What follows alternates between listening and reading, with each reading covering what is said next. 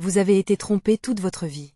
On vous a dit que la masturbation était sale, quelque chose que vous auriez dû dépasser en atteignant 50 ans. Mais voici ce que personne ne vous a dit. Après 60 ans, la masturbation n'est pas seulement normale, elle pourrait faire la différence entre la vie et le déclin. Je m'appelle Dr Moïkara. Je suis urologue et professeur de santé masculine à la Baylor College of Medicine. J'ai passé plus de 30 ans à traiter des hommes comme vous. J'ai vu les conséquences silencieuses de la négligence, de la honte et de la désinformation. J'ai vu trop d'hommes souffrir, non pas d'une maladie, mais de ce qu'ils n'ont jamais su. Car la vérité est la suivante. La plupart des hommes plus âgés se masturbent de la mauvaise manière, ou pire, cessent complètement. Ils ne réalisent pas que la façon dont ils se touchent, la fréquence et l'intention derrière cet acte peuvent influencer leurs hormones, leur cœur, et même leur cerveau. Oui, un simple acte, mal exécuté, peut contribuer à la dysfonction érectile, à la dépression et même à des problèmes de prostate.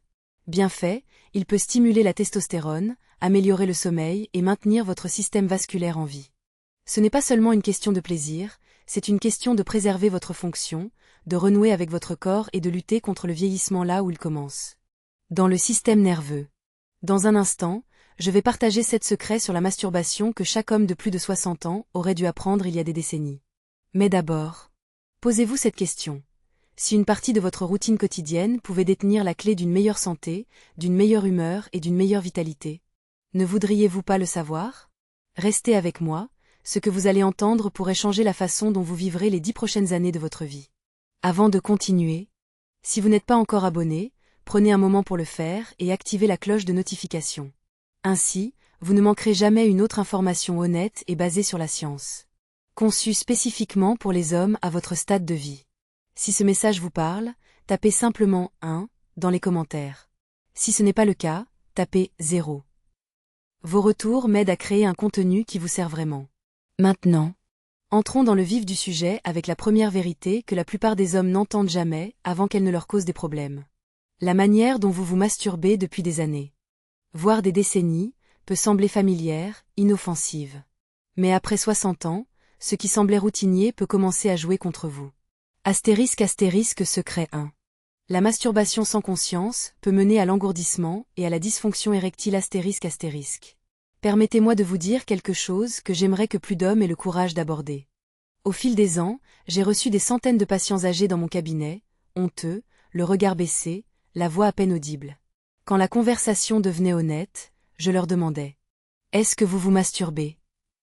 Presque toujours, il y avait une pause, puis l'aveu « Oui, mais je ne ressens plus grand-chose. » Ou « Je ne peux pas finir sauf si je le fais d'une certaine manière. » Ou encore, celle qui me marque le plus, c'est comme si mon corps avait oublié comment ressentir. Ce qu'ils ne savaient pas, c'est que leur manière de se masturber, rapide, mécanique, déconnectée, entraînait leur corps à dysfonctionner. Les conséquences sont discrètes, insidieuses, dévastatrices. La masturbation sans conscience n'est pas seulement une mauvaise habitude, c'est une boucle de conditionnement neurologique. Chaque fois que vous vous précipitez, les épaules tendues, en parcourant des images intenses, en utilisant la même main, le même mouvement, le même résultat, vous apprenez à votre cerveau à associer l'excitation à cette routine spécifique. Et malheureusement, le cerveau apprend vite. Avec le temps, votre sensibilité diminue, la qualité de vos érections s'effrite. Vous pourriez remarquer que vous avez besoin de plus de stimulation, de plus de pression, de plus d'astuces pour ressentir ce que vous ressentiez auparavant. Il devient plus difficile de répondre à un partenaire réel. Vous commencez à éviter l'intimité parce qu'elle semble trop différente. Trop lente, trop réelle. C'est là que les vrais dégâts commencent, pas seulement physiquement, mais émotionnellement. J'ai vu des hommes sombrer dans la frustration, la honte, voire la dépression, pensant que leur corps est brisé. Mais dans bien des cas, leur corps n'est pas brisé, il est surentraîné dans la mauvaise direction. Ce conditionnement peut mener à ce qu'on appelle la dysfonction érectile induite par la pornographie, ou à une éjaculation retardée, voire, dans certains cas, à une anorgasmie complète, l'incapacité à atteindre l'orgasme. Ce ne sont pas des conditions rares, elles affectent discrètement des millions d'hommes. Et le plus cruel, c'est que la plupart ne réalisent jamais qu'ils se sont fait ça à eux-mêmes, involontairement. Mais le pire, et je veux que vous m'écoutiez attentivement, c'est que lorsque vous conditionnez votre corps de cette manière et que vous ne changez pas de cap, ce n'est pas seulement le sexe que vous perdez. Vous perdez votre confiance, votre connexion. Vous commencez à vous retirer. Votre relation avec votre propre corps devient froide.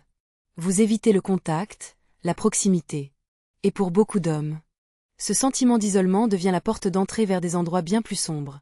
Distance émotionnelle, dépression, voire les premiers signes de déclin cognitif. J'ai vu cela encore et encore. Le prix que vous payez ne se limite pas à la chambre à coucher, il touche votre esprit, la manière dont vous vous présentez dans une pièce, la manière dont vous cessez de vous regarder dans le miroir. Vous commencez lentement à disparaître. Je ne suis pas ici pour vous faire honte, je suis ici pour vous réveiller. La bonne nouvelle, c'est que votre corps peut réapprendre. Votre système nerveux peut guérir. Mais cela demande de la conscience, de la patience et une nouvelle manière d'aborder le plaisir de soi, plus lente, plus consciente, plus connectée. Pas seulement à la sensation, mais à l'émotion. La masturbation n'est pas l'ennemi, mais la pratiquer sans conscience. C'est comme mettre votre voiture en marche et appuyer sur l'accélérateur sans tenir le volant. Tôt ou tard, vous vous écrasez. Et quand vous remarquez les dégâts, la réparation peut prendre bien plus de temps que vous ne le pensez. Mais il y a quelque chose que la plupart des hommes ne réalisent pas. Alors que la masturbation sans conscience cause des dommages, il y a quelque chose d'encore plus dangereux, caché à la vue de tous, quelque chose de si commun qu'il est même loué par la société. Dans le prochain secret, je vais vous montrer pourquoi ne pas se masturber du tout après 60 ans pourrait être la chose qui sabote lentement votre santé de l'intérieur. Si ces idées vous parlent, tapez simplement le numéro 1 dans les commentaires pour me montrer que vous êtes toujours là. Maintenant, continuons, il y a quelque chose d'important que vous devez entendre. Secret 2. La masturbation réduit la congestion et l'inflammation de la prostate ***. Je me souviens d'un homme, appelons-le David. Il avait 68 ans, fier, réservé. Le genre de personne qui n'aime pas parler de choses personnelles. Il est venu me voir parce qu'il se levait 5, parfois 6 fois par nuit pour uriner. Il disait ressentir une pression, une sensation de plénitude, voire une douleur sourde dans son pelvis. Il pensait que c'était simplement l'âge qui le rattrapait. Ce qu'il ne s'attendait pas, c'est que je lui demande. Quand avez-vous éjaculé pour la dernière fois? Il m'a regardé comme si j'avais posé une question absurde. Des années, a-t-il dit. Je n'ai pas eu de rapport sexuel depuis le décès de ma femme, et pour être honnête, je pensais que les hommes de mon âge étaient censés arrêter ça. C'est là qu'est le mythe. Une fois que vous atteignez un certain âge, 60, 70 ans, vous êtes censé tout arrêter. Mais voici ce que j'ai dit à David, et ce que je vous dis maintenant, quand vous arrêtez d'éjaculer. Votre prostate ne s'arrête pas de fonctionner. Elle continue de produire du liquide, et si ce liquide n'est pas libéré, il s'accumule, créant une sorte de réservoir stagnant dans votre corps. Cette accumulation entraîne une congestion de la prostate, une inflammation, une gêne, et avec le temps, de réels risques pour la santé. Votre prostate n'est pas conçue pour stocker du liquide indéfiniment. Quand cela arrive, elle devient enflée, irritée. C'est là que ça devient sérieux. L'inflammation chronique de la prostate a été liée à un risque accru de cancer de la prostate. Je ne dis pas que s'abstenir cause le cancer. Mais je dis que l'éjaculation fréquente aide à réduire l'environnement inflammatoire qui peut rendre la prostate plus vulnérable à la maladie. Et il y a plus. Une grande étude de Harvard a suivi près de 30 000 hommes pendant des années et a constaté que ceux qui éjaculaient au moins 21 fois par mois avaient un risque significativement plus faible de développer un cancer de la prostate que ceux qui ne le faisaient pas. Ce n'est pas un mythe, ce sont des données. Revenons à David. Une fois que nous avons parlé, une fois qu'il a compris ce qui se passait vraiment dans son corps, il a changé. Il a recommencé à se toucher, non pas par désir ou solitude, mais par soin. Lentement, ses symptômes se sont améliorés. La pression s'est atténuée, son sommeil s'est amélioré, et plus que cela, quelque chose dans ses yeux s'est rallumé. Il s'était reconnecté à une partie de lui-même qu'il pensait avoir laissée derrière lui. Le prix de la négligence, ce n'est pas seulement quelques mauvaises nuits de sommeil. Ce sont des inconforts chroniques, des médicaments dont vous pourriez ne pas avoir besoin, une chirurgie à venir, et oui, un risque plus élevé de cancer. Tout cela à cause d'une croyance selon laquelle un homme de votre âge ne devrait plus revendiquer cette partie de sa santé. Vous n'ignoreriez pas votre cœur. Vous n'ignoreriez pas votre tension artérielle, alors ne négligez pas votre prostate. Et si je vous disais que la honte émotionnelle que les hommes ressentent à propos de tout cela, des années de culpabilité, de silence et d'inconfort à l'idée de se toucher, aggrave en réalité les symptômes physiques? Car c'est exactement ce que révèle le prochain secret. Une fois que vous comprendrez le lien entre la répression émotionnelle et le déclin physique, vous ne verrez peut-être plus jamais votre corps de la même manière. *** secret 3. La honte liée au toucher de soi nuit à votre santé mentale ***. Il y a un certain silence qui habite beaucoup d'hommes plus âgés. Je le vois tout le temps dans mon cabinet. Ils ne se manifestent pas dans ce qu'ils disent, mais dans ce qu'ils ne disent pas. C'est dans la manière dont leurs yeux se détournent quand je pose des questions sur leurs habitudes sexuelles. La manière dont leurs épaules s'affaissent quand le mot masturbation est prononcé, la manière dont ils en rient, changent de sujet ou me disent « Doc, ce n'est plus quelque chose que je fais. C'était pour quand j'étais plus jeune. » Mais je peux entendre le sous-texte. Ce n'est pas qu'ils ont arrêté parce qu'ils le voulaient. C'est qu'on leur a appris quelque part en chemin que c'était mal de continuer. Soyons honnêtes. Cette honte, silencieuse et non dite, est l'une des forces les plus dangereuses qui agissent contre votre santé aujourd'hui. Pendant des décennies, beaucoup d'entre vous ont grandi à une époque où se toucher était considéré comme sale, pécamineux, faible. Vous avez été punis, ridiculisés ou humiliés. Ces messages ne disparaissent pas, ils s'enfoncent dans votre système nerveux, dans vos os, façonnant discrètement votre relation avec votre corps, même maintenant. Le résultat est un retrait silencieux. Vous commencez à vous déconnecter du contact physique, même lorsque vous en avez envie. Vous commencez à voir le désir comme quelque chose d'inapproprié. Vous arrêtez de vous toucher, non pas parce que vous ne voulez pas, mais parce qu'on vous a conditionné à penser que vous ne devriez pas. Avec le temps, cette déconnexion devient plus qu'émotionnelle, elle devient biologique. Car voici ce que la plupart des hommes ne savent pas. Un contact sexuel régulier et sain, y compris la masturbation, soutient le bien-être mental de manière réelle et mesurable. Cela régule le cortisol, stimule la dopamine, favorise l'ocytocine, l'hormone de la confiance et de la connexion dans votre cerveau. Cela aide même à améliorer le sommeil, l'humeur et les fonctions cognitives. Mais la honte perturbe tout cela. La honte contracte vos muscles, augmente vos hormones de stress, crée des boucles de culpabilité dans votre esprit dont vous ne vous rendez même plus compte. La honte est un stress, et le stress chronique est lié à l'anxiété, la dépression, les maladies cardiaques, les dysfonctions immunitaires et même la démence. J'ai eu un patient, 72 ans, récemment divorcé, profondément déprimé. Il ne prenait aucun médicament, n'avait aucun problème de santé majeur, mais il était épuisé, engourdi, isolé. Il m'a dit qu'il n'avait eu aucune activité sexuelle, ni avec quelqu'un d'autre, ni seul, depuis plus d'une décennie. Je pensais que ce chapitre était clos, a-t-il dit. Et sous ces mots, il y avait un chagrin silencieux, non pas pour la perte du sexe, mais pour la perte de lui-même. Nous avons travaillé ensemble, lentement, sans pilule, sans changement drastique, juste des exercices simples pour le reconnecter à son propre corps, sans culpabilité, sans attente. Après quelques semaines, quelque chose a changé. Il marchait plus droit, dormait mieux, riait à nouveau. Sa tension arterielle abaissait. Il n'était pas guéri, il était reconnecté. C'est le prix que la honte vous demande, elle prend votre vitalité, un pouce à la fois. Elle vous fait croire que vous êtes trop vieux pour vous sentir vivant. Mais vous ne l'êtes pas. Vous n'êtes jamais trop vieux pour vous toucher avec bienveillance, dignité, intention. Vous n'êtes jamais trop vieux pour vous sentir entier. Et si la honte peut causer autant de dégâts, que pensez-vous qu'il se passe quand le déclin hormonal ajoute de l'huile sur le feu? Car la prochaine vérité est celle que la plupart des hommes ne voient jamais venir. Votre testostérone ne diminue pas seulement parce que vous vieillissez, elle chute plus vite quand vous cessez complètement d'interagir avec votre moi sexuel. Et une fois que cet équilibre hormonal commence à basculer, cela affecte bien plus que votre libido. Cela change votre façon de penser, de bouger, de vivre. Astérisque secret 4. La testostérone est stimulée par l'activité sexuelle, même en solo ***. Je veux vous dire quelque chose que la plupart des hommes ne découvrent que lorsqu'il est déjà trop tard. Quelque chose que j'aimerais que chaque homme de plus de 60 ans entende clairement, sans gêne ni doute. La testostérone, cette hormone qui alimente votre énergie, votre force, votre motivation, votre confiance et votre désir sexuel, ne s'évanouit pas seulement à cause de l'âge. C'est ce qu'on vous a fait croire. Mais voici la vérité. Apprise après des décennies à travailler avec des hommes comme vous, la testostérone diminue aussi quand vous cessez de vivre comme un homme qui veut encore se sentir vivant. Quand l'énergie sexuelle est ignorée, réprimée ou enfouie sous des années de honte et d'inactivité, votre corps commence à baisser le volume de sa propre masculinité. Il se dit, il n'en a plus besoin. Et il commence à réallouer les ressources, à rediriger les hormones, à ralentir la circulation sanguine, à conserver l'énergie. Votre tonus musculaire s'efface.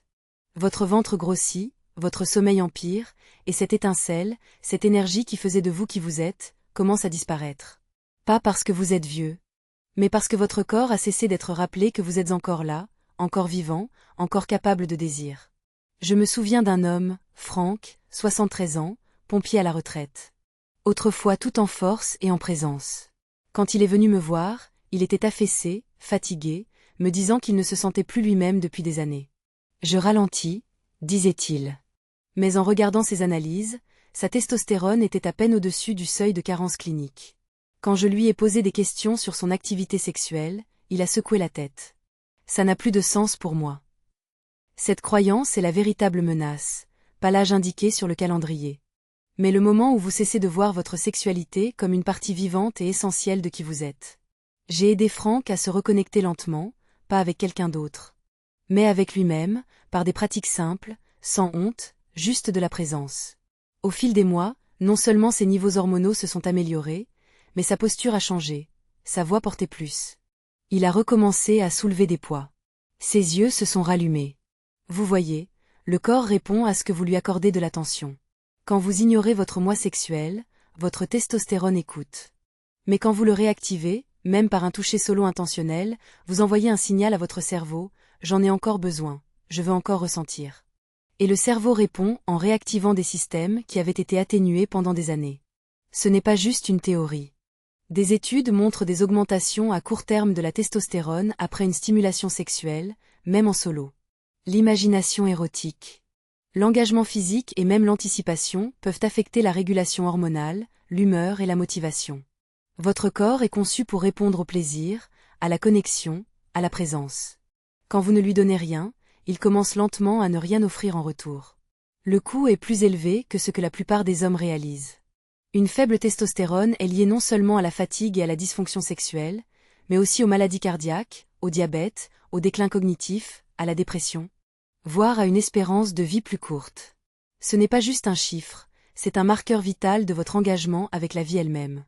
Le pire, c'est que la plupart des hommes ne savent jamais à quel point ils se sont éloignés d'eux-mêmes jusqu'à ce qu'il semble presque impossible de revenir en arrière.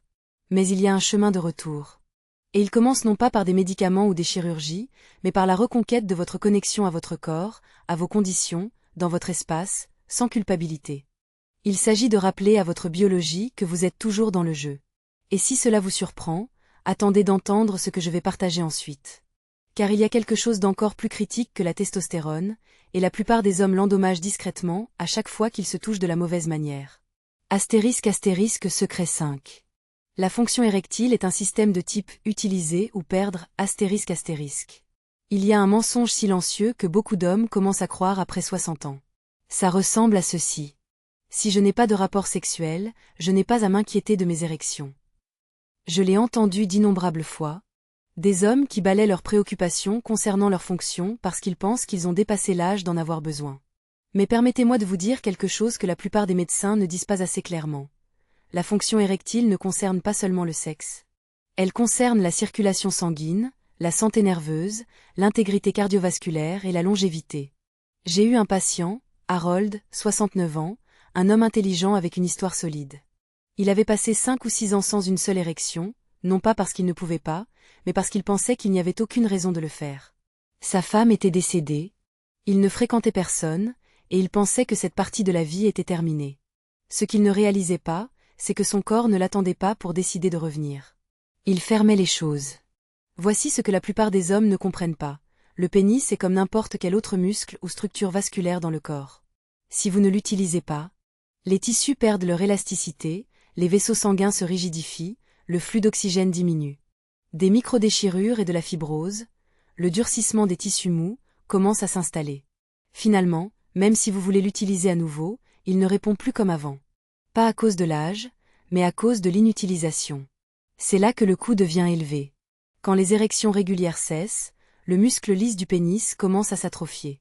Le réseau délicat de vaisseaux sanguins responsable de l'engorgement devient moins efficace. L'oxyde nitrique, un produit chimique vital pour déclencher les érections, diminue. Et voici ce que personne ne vous dit. Cela se produit, que vous essayiez d'être sexuellement actif ou non. C'est de la biologie. Si votre corps ne connaît pas d'excitation et d'engorgement régulier, il suppose que le système est obsolète. Avec le temps, les dommages ne sont pas seulement physiques, ils sont psychologiques. La confiance s'érode, l'estime de soi s'effrite. Vous vous sentez moins vous-même, non pas à cause de l'âge, mais parce que votre corps ne répond plus à l'identité que vous portiez autrefois. Pour beaucoup d'hommes, cela conduit à un repli, à la dépression, voire aux premiers signes de ralentissement cognitif. Je l'ai vu se produire, pas du jour au lendemain, mais lentement, discrètement, et totalement évitable. Alors, que pouvez-vous faire? Vous pouvez rappeler à votre corps qu'il compte encore, que ce système est toujours nécessaire. Et vous pouvez le faire sans partenaire, sans pression, sans honte. Des érections régulières, qu'elles soient par autostimulation ou même par une excitation non sexuelle, maintiennent la circulation sanguine, les tissus oxygénés et les voies neurales vivantes. Ce n'est pas une question de chercher le plaisir pour lui-même, c'est une question de préserver une partie essentielle de votre santé physique et de votre identité. L'acte de maintenir la fonction érectile concerne plus que le sexe.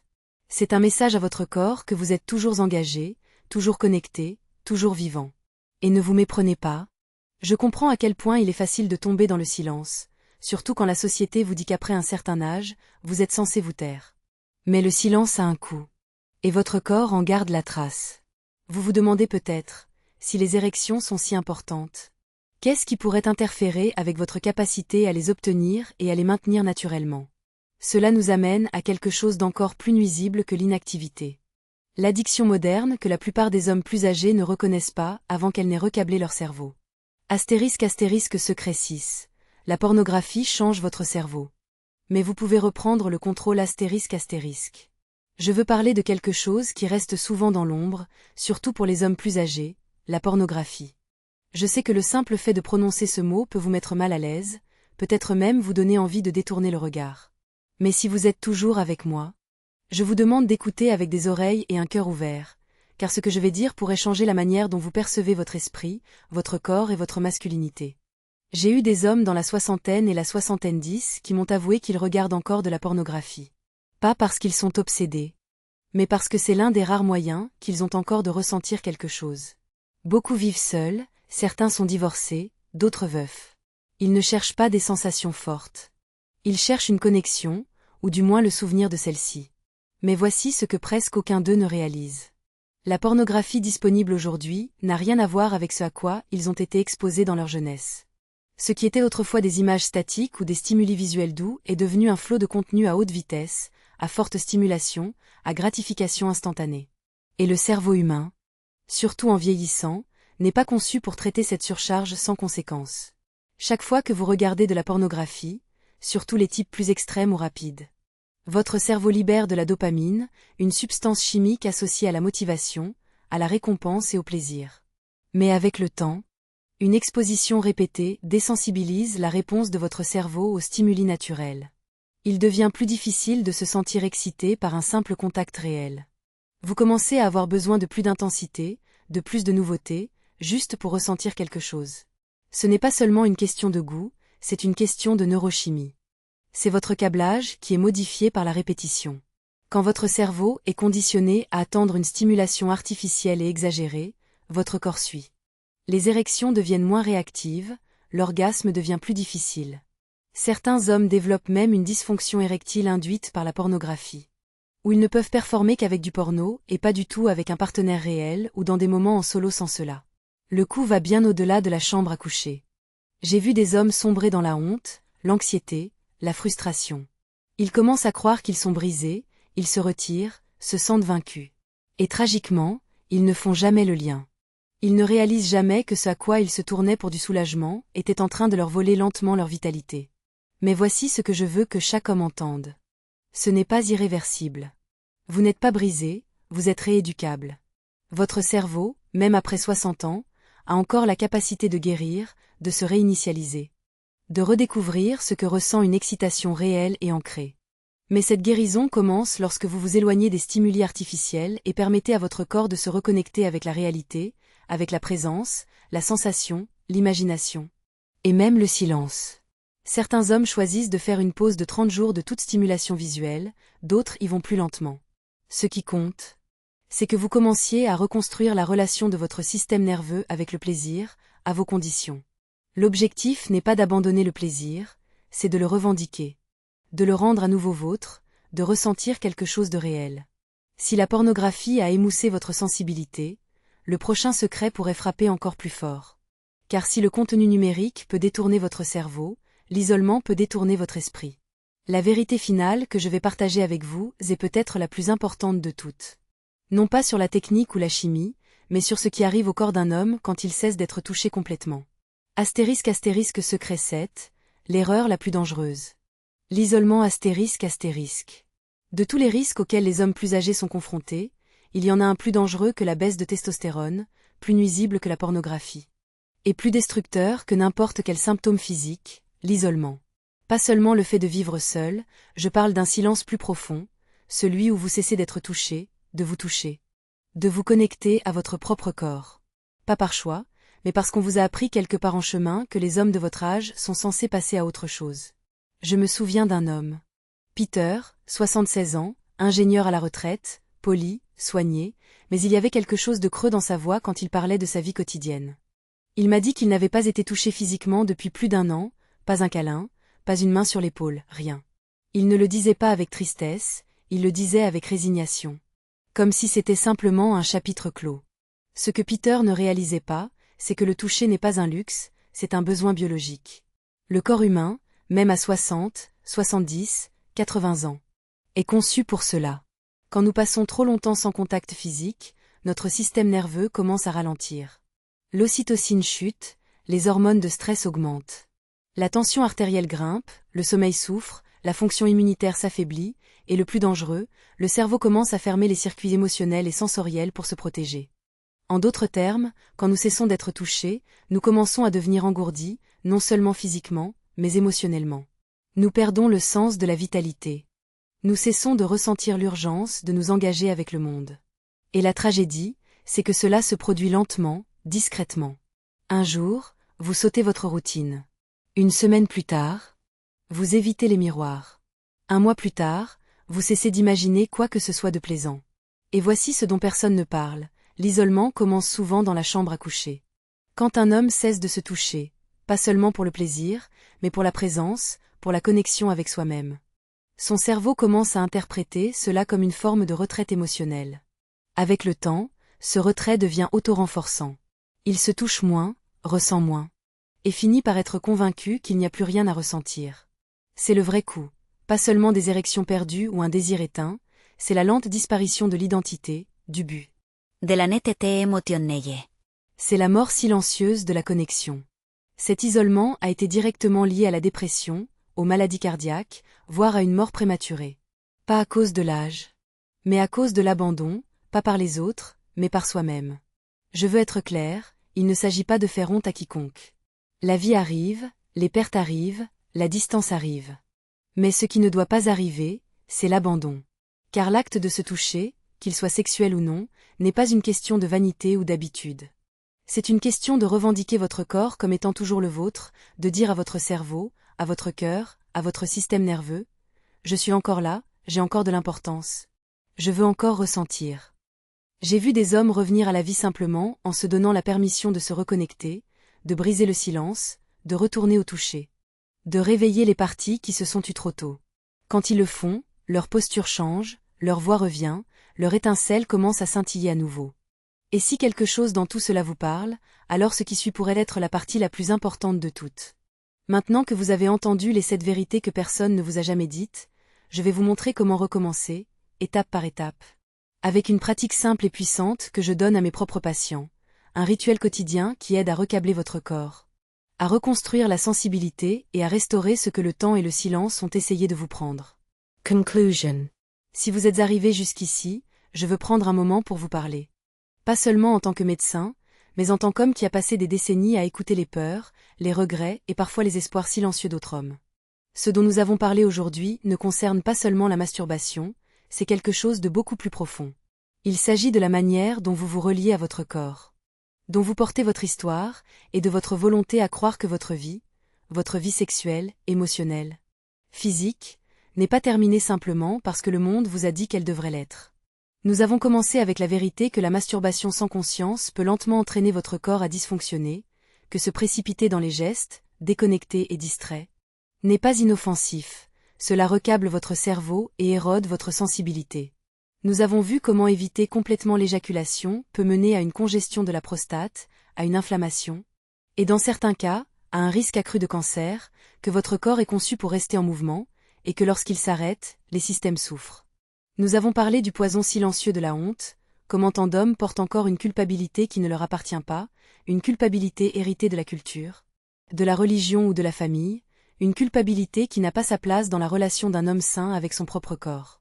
Nous avons exploré comment une faible testostérone n'est pas seulement quelque chose qui arrive avec l'âge, mais quelque chose qui s'accélère quand vous cessez d'interagir avec votre moi sexuel. Et comment quelque chose d'aussi simple qu'un toucher solo peut commencer à inverser cette tendance. Nous avons parlé de la manière dont votre érection n'est pas seulement une fonction sexuelle, mais un signe de santé vasculaire, que c'est vraiment un système de type utiliser ou perdre, que le coup de l'ignorer ne se limite pas à la chambre à coucher, mais touche votre confiance, votre motivation, voire votre mémoire. Ensuite, nous avons ouvert la porte sur la pornographie, non pas pour faire honte, mais pour expliquer comment elle altère la chimie de votre cerveau. Que ce n'est pas une question de moralité, mais de biologie, que ce qui autrefois suscitait de l'excitation peut, avec le temps, vous engourdir face à la réalité. Enfin, nous avons examiné l'erreur la plus dangereuse de toutes, l'isolement. Quand vous cessez de toucher, d'être touché, de vous connecter de quelque manière que ce soit, le corps commence à se retirer. Non seulement du plaisir, mais du but, de l'émotion, de la vie elle-même. Ce que je veux que vous reteniez de tout cela est simple. Vous n'êtes pas brisé, vous n'êtes pas hors jeu. Et vous n'êtes pas seul. Chaque système de votre corps, même maintenant, veut répondre à la connexion. Votre cerveau veut encore ressentir, votre cœur veut encore s'ouvrir. Votre peau veut encore se souvenir de ce que signifie être vivant. Et ce voyage de retour ne nécessite personne d'autre. Il commence avec vous. Il commence avec un choix, cessez de vous rétrécir. Cessez de vous excuser de vouloir vous sentir bien dans votre propre corps. Cessez de croire au mensonge que l'âge vous rend invisible. Vous n'êtes pas invisible. Vous êtes toujours là. Et ce que vous faites avec cela compte. Voici ce que je dis à mes patients quand ils sont prêts à recommencer, pas avec des pilules, pas avec de la culpabilité, mais avec de la présence. Je leur donne une pratique quotidienne simple, ce que j'appelle le protocole doré. 10 minutes par jour, un temps calme, intentionnel, respectueux pour se reconnecter avec eux-mêmes. Pas d'agenda, pas de pression, juste du toucher, de la respiration et de la conscience. Pour certains, cela devient un rituel matinal, pour d'autres, une routine du soir. Mais presque toujours. Cela devient un tournant. Car quand un homme se touche avec soin, pas par habitude ou désespoir, mais avec curiosité, quelque chose change. Son corps se souvient, son esprit s'adoucit. Son étincelle revient. Et peut-être que la vôtre le peut aussi. Ce n'est pas seulement une question de reclaiming votre sexualité, c'est une question de reclaiming vous-même. Et cela commence ici. Maintenant, avec vous.